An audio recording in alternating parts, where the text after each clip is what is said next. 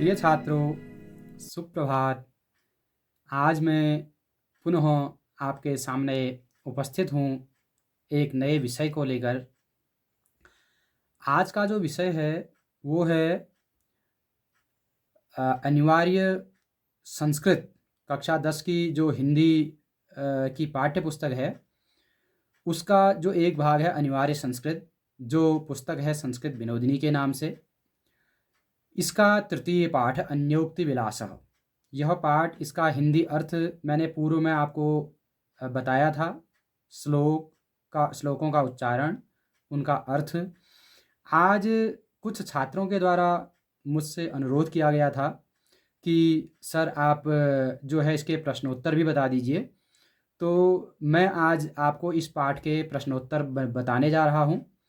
आप लोग ध्यानपूर्वक इसे देखेंगे और समझने का प्रयत्न करेंगे। मैं प्रयास करूँगा कि मैं अच्छे तरीके से आपको इसको बता सकूं और आज आप इसे समझ सकें।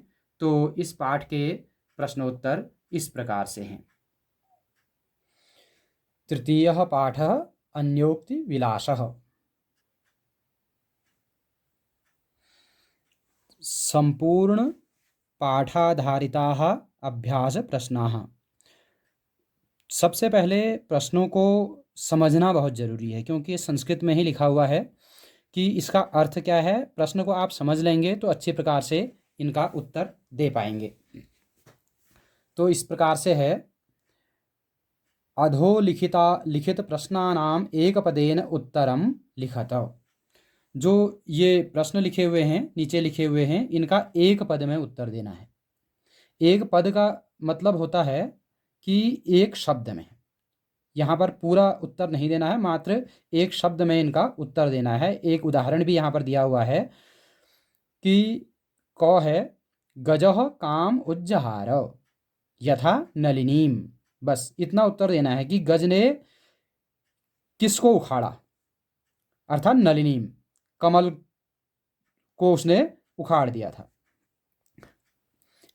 तो इस तरह से अब दूसरा प्रश्न है इसका, नितराम नीचः कः कथितः।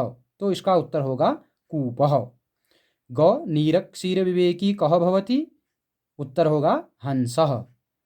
घ सुवर्णम जनाः कया तोलयन्ति, गुंजया। मात्र इतना इसका अर्थ होगा। पूर्व में मैंने इसका अर्थ बताया था, तो उसको आप एक बार देख लें, उस वीडियो को भी, उससे आपके समझ में और अच्छी तरह से आ जाएगा। अब है क स्तंभस्य शब्दान ख स्तंभस्य पदैः सह मेलयत।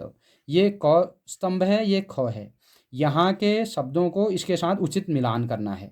तो जैसे रात्रि ही का यहाँ पर एक उदाहरण दिया है, रात्रि गमिष्यति, वैसे ही सुप्रभातम भविष्यति, पंकजालिः हसिष्यति, भास्वान उदेष्यति। तो इस प्रकार से ये इनका सही उत्तर है।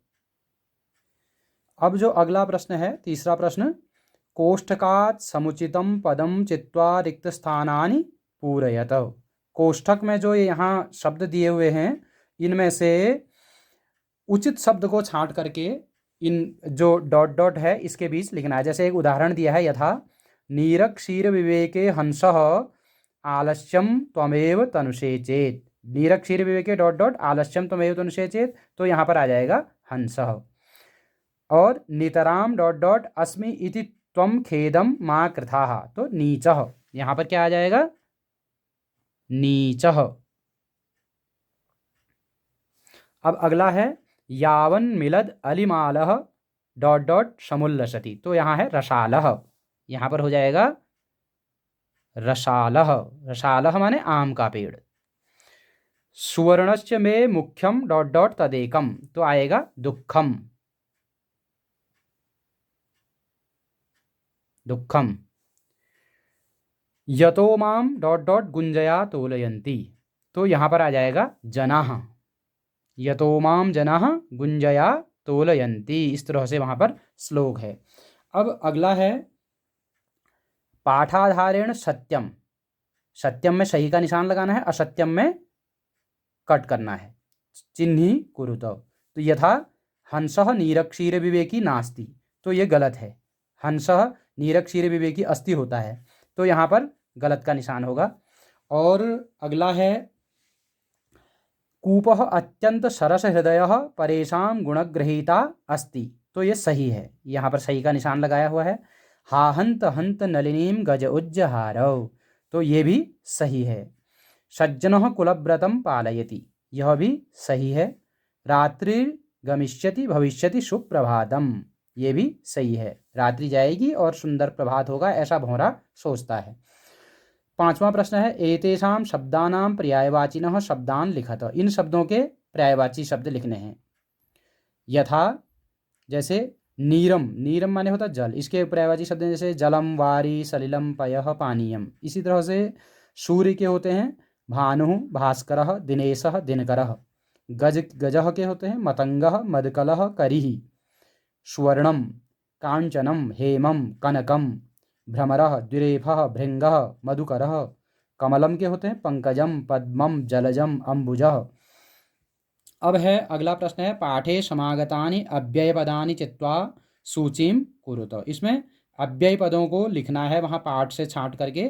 अव्यय पद वो होते हैं जिनके जो है काल, लिंग, वचन इत्यादि के कारण स्वरूप में कोई परिवर्तन नहीं होता है, उसको अव्यय कहा जाता है। वचनम त्रिषु लिंगेषु सर्वासु च विभक्तिषु वचनेषु च सर्वेषु यन्नव्येति तदव्ययम, ये अव्यय की परिभाषा है।